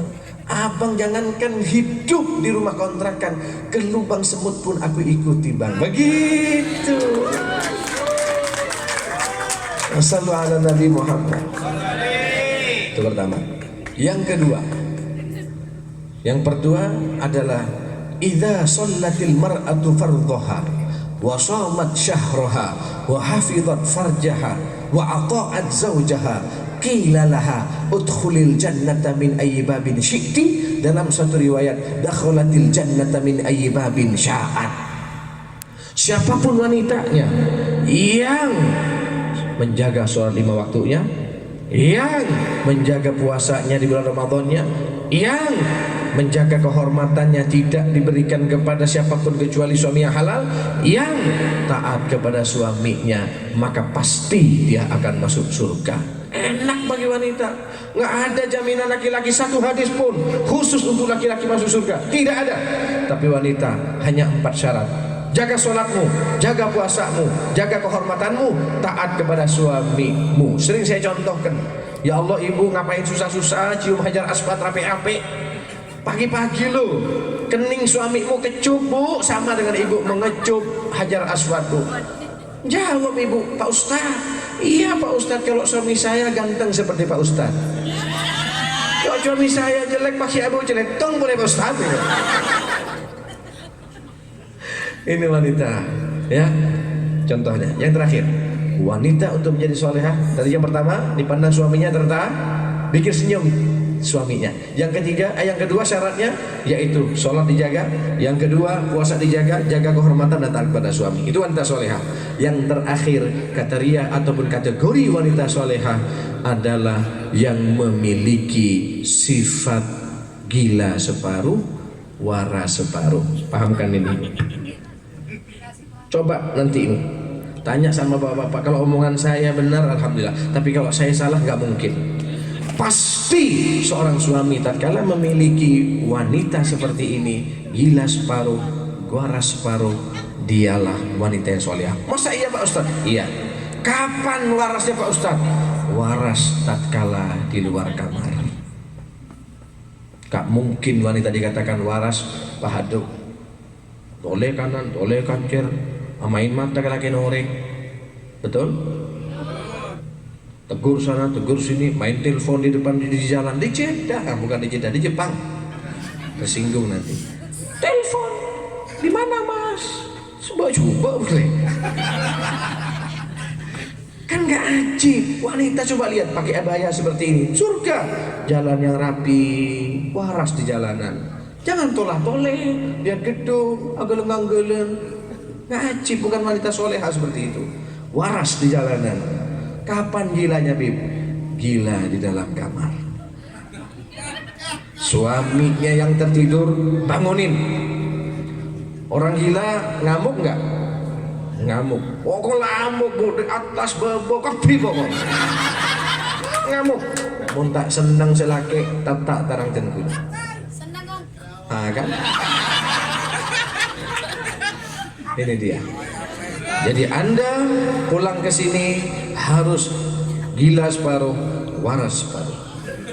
Waras di luar kamar, jangan bicara yang tidak baik, jangan bicara kotor, jangan bicara yang haram di luar kamar, tapi di dalam kamar gilalah Anda, ngamuk Anda. Yang namanya ngamuk, apa ngamuk Bu? Pokok ngapain ngamuk? Tak bisa Bang, pakai belum pakai, ayo Bang. Insya Allah wanita seperti ini itulah menjadi idaman setiap laki-laki. Jujur Bapak, betul atau betul? Ini kemahro-moro keluar dari pesantren, mentang-mentang punya, mohon maaf ya, meniru Bunyai atau meniru Syarifah, pakai abaya, tidur sama suami, tercukup pegu, tidur sama suami dengan jilbabnya, dengan rukuknya, macam si laki. Itu di Bunyai lo mar kamar, jangan di luar kamar jadi Bunyai. Di dalam kamar harus you can see. Iya, orang itu harus memiliki dua sifat dan kesolehan. Harus ke Arab-Araban, harus ke Barat-Baratan. Kapan ke Arab-Araban? Di luar kamar. Kapan harus ke Barat-Baratan? Di dalam kamar. Betul atau betul? Ini enggak di dalam kamar, angkui gerbek. 1 minggu nggak dicuci pakai sama tidur sama suami, dalam masih terus laki. Maksudnya gimana? Mau semangat gitu kan? Bayangkan seminggu nggak dicuci dipakai tidur sama suami. Giliran di luar, masya Allah, nggak beli buka. Macam mana kayak gini? Salah konsep kehidupan. Coba lihat para habaib, coba lihat para kiai, istrinya di luar kayak Bunyai, masya Allah, kayak Arab-Araban. Di dalam kamar belikan baju sebaik mungkin, belikan baju yang seartis-artis mungkin, karena di sini tempat Anda gila-gilaan, betul? Betul. Shallu ala Nabi Muhammad. Saya walaupun dianggap jorok nggak apa-apa, tapi praktekkan, insya Allah suaminya senang, insya Allah. Malam ini kalau Anda gila, yang biasanya mungkin tidak ada, gila-gila, besok ditambah jajan Anda, yakin. Allahumma sholli ala Muhammad. Yakin ya, ini dia. Kalau saya happy, saya di rumah nggak bayangkan kalau saya tidur santai seperti ini, suami istri kemudian kayak berjilbab atau pakai cadar, mikir gimana bikin anak. Nah mohon maaf, ini kan beristri semua kan? Ya alhamdulillah, ini bukan jorok Pak, tapi ini konsep kehidupan supaya untuk menggapai sakinah mawaddah warahmah. warahmah. Tapi yang sengaja saya bicara seperti ini bagi yang bujang-bujang supaya cepat menikah. Bagi yang perawan-perawan, menikahlah. Tapi Anda seorang wanita tidak harus mencari, tapi menanti. Itulah wanita yang solehah. Jangan umbar di Facebook, jangan umbar di Instagram, jangan umbar di media. Siapa yang mau maju padaku, ini wanita murahan. Betul? Biarkan seperti itu. Kalau dia bilang, Dek, abang mau melamar, hadapi bapakku yang kumisnya seperti Pak Sakira. Gitu. Ya. Ini yang terakhir. Maka saya ceritakan Hatim Al-Asam tadi, Masya Allah. Allahumma sholli ala Muhammad. Sholli wa sallim daiman ala abada. Sholli wa sallim daiman ala abada. Wal ali wal ashabi man qad wahada. Wal ali wal ashabi man qad wahada. Sholli wa sallim daiman ala abada. Sholli wa sallim daiman ala abada. Wal ali wal ashabi man qad wahada. Wal ali wal ashabi man qad wahada. Ajib, Masya Allah. Ya akhir, ini luar biasa main hadroh. Dari pertama-tama tuh kayaknya nggak bisa, ternyata sangat hebat, Masya Allah. Allahumma sholli alaihi. Ya, Hatim Al-Asam setelah izin kepada istrinya, Dek, abang mau haji. Abah mau haji, gimana Umi? Diizinkan gak? Uminya, istrinya ngomel, wajar. Pak, makan apa kami, Pak? Ayo Bapak haji silakan, tapi tolong dong sisakan bekal untuk saya, untuk anak-anak Bapak. Aduh, akhirnya dibilang sama anaknya, Nak gimana nak? Dia bilang, Umi, ya lihat anak soleh nih, ini penting punya anak soleh. Makanya kita berdoa mudah-mudahan anak kita soleh-solehah semua. Dia bilang, Umi, sebelum Abah lahir yang memberikan rezeki kepada kita siapa Mi? Allah nak. Seandainya Bapak tiada Mi, apakah Allah tiada Mi? Tetap nak. Seandainya Abah di sini ada Mi, ada Allah nak. Seandainya Abah pergi ke Mekah dan Madinah, apakah Allah juga ikut pergi ke Mekah dan Madinah Umi? Oh iya ya. Anak soleha. Udah Bapak berangkat, Bapak diantar, dirapikan tasnya sampai diizinkan. Masya Allah, berangkat si Bapak. Bapak betul-betul tawakal, tapi kelas tawakal luar biasa ini Hatim Al-Asam ini, Masya Allah. Tatkala di perjalanan bersama kafilah, dia gundah gulana, pikir, ya Allah, mudah-mudahkan ya Allah sampaikan ke Mekah dan Madinah dalam keadaan selamat, tawakal ya Allah. Di perjalanan kafilah itu kan ada pimpinannya. Ada pimpinannya, pimpinan kafilah disengat kalajengking, Pak. Disengat kalajengking, kesakitan, nggak bisa jalan. Dikumpulkan pasukan-pasukannya atau kelompoknya dan geng-gengnya, tolong ayo bawa aku ke dokter. Dibawa ke dokter nggak bisa sembuh. Dibawa ke tabib nggak bisa sembuh. Dibawa ke tukang orang pinter nggak bisa sembuh. Akhirnya mereka bilang, cobalah ada di antara kalian orang yang soleh yang bisa mendoakan kepada Allah, aku ingin haji dan aku ingin sampai di Madinah ziarah kepada Nabi. Akhirnya ada bilang, coba di sana ada, di kemah sebelah itu ada yang namanya Hatim Al-Asam, orang wali. Dia ibadahnya Masya Allah, kita minta doa sama dia. Dipanggil ke sini, dipanggil, ya Syekh Hatim, maafkan saya ini digigit kalajengking, saya ingin haji, saya ingin ibadah, doakan saya, mudah-mudahan saya sembuh. Syekh Hatim berdoa, ya Allah, sembuhkan ya Allah. Dikasih air, sembuh Pak. Subhanallah, karamah dari Allah, sembuh. Akhirnya yang saudagar kaya ini, pimpinan kafilah, saking senangnya dan dia sembuh, dia bilang, Syekh Hatim, ongkos PP-mu berangkat dan kepulanganmu, hotelmu, tempat penginapanmu, makanmu, ongkos semuanya dari A sampai Z aku yang nanggung. Masya Allah, sujud syukur Syekh Hatim, langsung menangis, ya Allah, alhamdulillah kau buktikan tawakalku ya Allah, sehingga Allah kau kirimkan orang yang dermawan. Sakit lagi ya Allah, ada sebab-sebabnya, kau sembuhkan dengan doaku ya Allah, lakal hamdu ya Rabb. Dan dia meneteskan air mata, tapi aku gak tahu ya Allah, Apa yang terjadi dengan anakku dan istriku? Apa yang mereka makan? Subhanallah, 6 hari berlalu, kafilah berjalan. Ibu mulai manggil anaknya, nak, persiapan gandum makin habis, nak. Nak, minyak makin habis, nak. Nak, lauk pauk makin habis, nak. Hari ke-7, hari ke-8 dia pegang perutnya, nak, mama kelaparan, nak. Mama kelaparan, akan mati dalam kelaparan. Ketawa si anak. Ketawa dia. Bingung si ibu. Nah, kenapa engkau ketawa? Ibu menangis, kau tertawa, nak.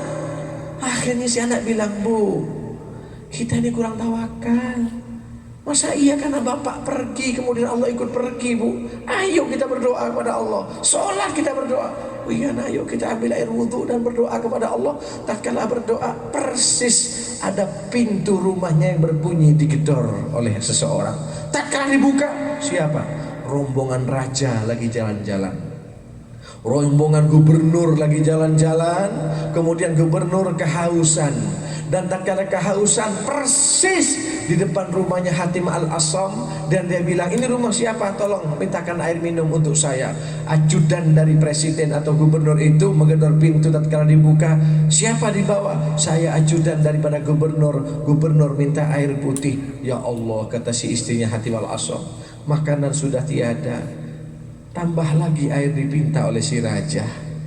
Musibah di atas musibah. Kalau nggak dikasih bahaya, dikasih kami akan mati sama kelaparan. Terpaksa dikasihkan. Subhanallah, raja tatkala minum air ini, Pak, lebih jernih atau lebih dingin daripada air yang ada di baroda ataupun yang ada di kulkas-kulkas rumahnya masing-masing. Dan bertanya si raja, ini rumah siapa? Semenjak aku hidup belum pernah aku merasakan nikmatnya air seperti ini. Mereka bilang, ya raja, wahai gubernur, ini rumahnya seorang wali Hatim Al-Asam. Masya Allah, panggil Syekh Hatim, aku akan berikan hadiah. Syekh Hatim sekarang lagi berangkat haji. Panggil anaknya dan keluarganya. Dipanggil istrinya, wahai pengikut-pengikutku, menteri-menteriku, pegawai-pegawaiku, petinggi-petinggi negara, aku akan mencopot sabukku karena aku merasa puas dengan air yang diberikan oleh istrinya Hatim Al-Asam. Sebagai penghargaan daripada aku memberikan sabuk dan seisinya. Kita tahu ya, kok dulu orang dulu itu pakai sabuk, di situ kantong uangnya, berliannya, semuanya, hartanya di situ diberikan. Semua yang orang ikut menjadi pengawal si raja dan gubernur mencopot sabuknya, diberikan kepada istrinya Hatim Al-Asam. Ada saudagar kaya yang datang kepada istri Hatim Al-Asam, wahai ibu, ini sabuk yang berjumlah 40 atau lebih ini ibu kan nggak butuh. Kata si ibu, enggak, saya nggak butuh, saya butuh beras, saya kelaparan. Ibu, saya beli sabuk yang 40 atau lebih ini dengan harga yang semahal-mahal mungkin, karena saya akan memberikan penghargaan kepada raja. Saya akan kembalikan sabuk-sabuk ini kepada petinggi-petinggi negara. Ya udah, beli saja, kata si istrinya Hatim Al-Asam. Dibeli dengan harga yang sangat tinggi. Yang diceritakan pada saat itu 7 turunan insya Allah nggak bakalan kelaparan. Masya Allah. Allahumma sholli ala Muhammad. Tatkala itu berangkat si raja, sabuknya sudah dikembalikan dan diganti dengan uang oleh saudagar kaya ini, oleh pengikut-pengikut raja. Si ibu senang riana, alhamdulillah kau memang betul anak keramat, nak, kau anak azimat, nak, berkat engkau kita kaya raya, nak, 7 turunan kita nggak bakalan miskin, nak. Ayo undang tetangga kita, keluarga kita, kita bikin walimah, kita bikin acara besar-besaran, kita bikin acara yang sangat besar, sembelih kambing, sapi, unta dan sebagainya. Tatkala mereka diundang, mereka berpesta pora, berpesta ria, ketawa, anak menangis di pojok. Ajib. Seminggu yang lalu ibunya kelaparan, atau 2 hari yang lalu ibunya kelaparan, dia tertawa. Tapi sekarang ibunya bahagia dan tertawa, dia menangis. Ibu heran, nak, tadi ibu kelaparan, kemarin ibu kelaparan kau tertawa, sekarang ibu bahagia dan memiliki harta, kau menangis, ada apa, nak? Coba lihat, Bu, saya teringat seorang raja yang juga dia manusia, yang hartanya juga pasti ada batasannya. bisa memberikan kekayaan kepada kita karena kasihan kepada kita, Bu. Dan kekayaan itu insya Allah 7 turunan daripada putra putri ibu nggak bakalan kelaparan. Lantas bagaimana, Bu, kalau seandainya Allah yang maha kaya memandang kita dengan rahmah, memandang kita dengan cinta, memandang kita dengan ridho, kita nggak mungkin disiksa di akhirat, Bu. Kita gak mungkin disiksa di kuburan, Bu. Kita gak mungkin masuk neraka, dan Allah akan menjamin dunia kita. Ibu memeluk si anak, nah, kau memang betul anak yang soleh. Ini yang kita harapkan para hadirin. Kita kadang bahagia diberi bos kita, kita bahagia diberi atasan kita dengan hadiah. Pernahkah kita teringat bahwasanya Allah lebih kaya dari mereka? Allah lebih hebat daripada mereka. Allah di atas segala-galanya. Adik-adikku, sahabat-sahabatku, abang-abangku, la ta'tamid ala ahad. Jangan kita hanya bersandar kepada siapapun. Boleh kita berniaga, boleh kita berjoin, tapi ingat di atas segalanya ada Allah. Jangan tinggalkan syariat Allah. Jangan tinggalkan apa yang dibebankan oleh Allah. Salatlah engkau, bangunlah di tengah malam, teteskan air matamu tatkala kita sujud pada Allah. Ya Rabb, aku tinggalkan anak dan istriku, aku tinggalkan keluargaku demi untuk membahagiakan mereka. Ya Rabb, ada di antara kalian yang berpisah dari suaminya di Indonesia, kalian rela bekerja di sini untuk mencari nafkah yang halal. Ada di antara kalian istrinya, anaknya di rumah, yang mereka juga rindu pada kalian, merindukan kalian, tapi demi untuk menyambung kehidupan dan bikin bahagia mereka, maka jangan khianati cinta kalian. Jangan kalian semena-mena. Jangan kau berbuat dosa, jangan kau berbuat haram, karena haram adalah murkanya Allah Subhanahu wa ta'ala. Ceritanya istrinya Hatim, sang raja bisa memberikan nikmat secara lahiriah karena raja masih kasihan kepada rakyatnya. Kalau raja yang kekayaannya masih terbatas bisa berbuat baik, lantas bagaimana Allah yang kekayaannya tiada batas, kekayaannya tidak terbatas, keagungannya tidak terbatas? Dekatkanlah pada Allah, seringlah menyebut Allah, seringlah mendekat kepada kekasih-kekasih Allah. Dekatkan dirimu kepada Nabi Muhammad, dekatkan dirimu kepada orang-orang yang soleh. Ingat, tatkala kalian bermaksiat, ingat anakmu yang di Jawa, ingat anakmu yang di Indonesia. Mereka adalah harapan masa depanmu. Mereka adalah harapan masa depan. Masukkan mereka ke pesantren, masukkan mereka ke tempat-tempat ibadah, masukkan mereka ke tempat-tempat pendidikan. Tatkala kau meninggal dunia, mereka yang akan mendoakan kalian. Ini yang saya yakin sampaikan. Dan kita berdoa pada Allah, mudah-mudahan perkumpulan seperti ini Allah ridhai kita, Allah banggakan kita. Ya Rabb, ya Allah, ya Tuhan kami duduk di tempat ini, ya Allah.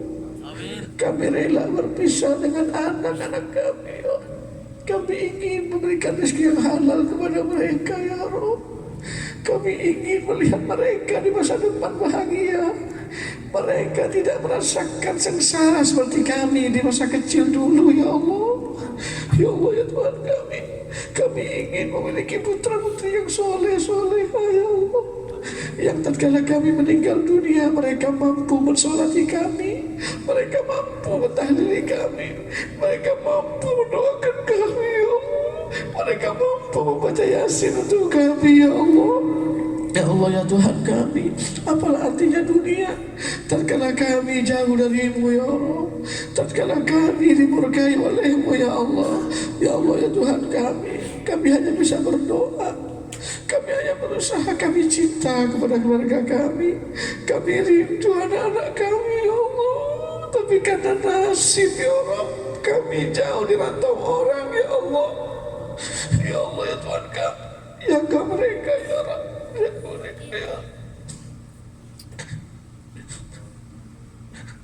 Ya Rabb,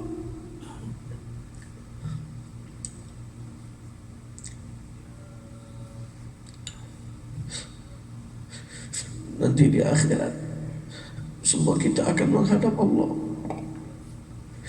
dan Allah akan bertanya, anakmu kau didik atau tidak?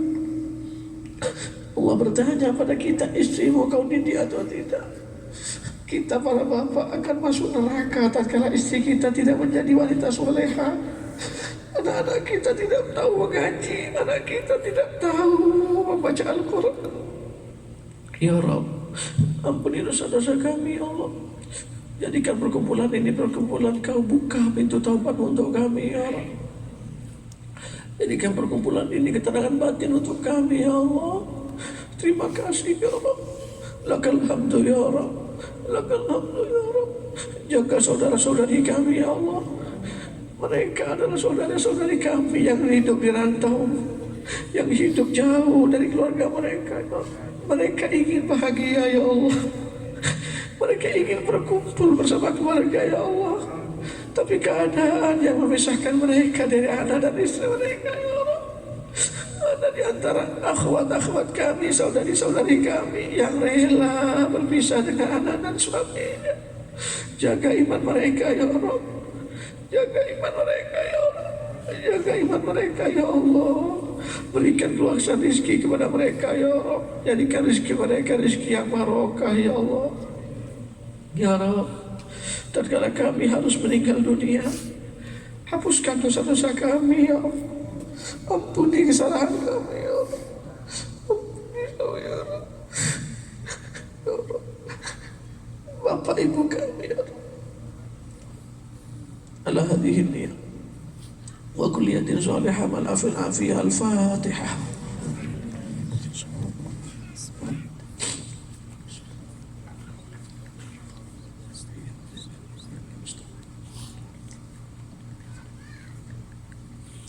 Minta maaf pada para jamaah hadirin wal hadirat, dan saya ucapkan terima kasih kepada teman-teman dari Harmonis, Khairul Anam, sahabat-sahabat kami, Pak Haji Akbar.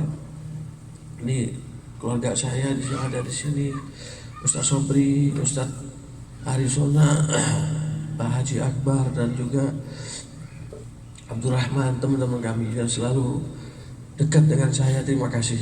Mari tanamkan ukhuwah di antara kita. Saling ingat nanti di akhirat pasti di antara kita akan membutuhkan syafaat satu sama lainnya. Minta maaf atas segala kekhilafan. Terima kasih atas segala perhatian. Wabillahi taufiq wal hidayah wa ridha wal inayah. Wassalamualaikum warahmatullahi wabarakatuh. Waalaikumsalam warahmatullahi wabarakatuh.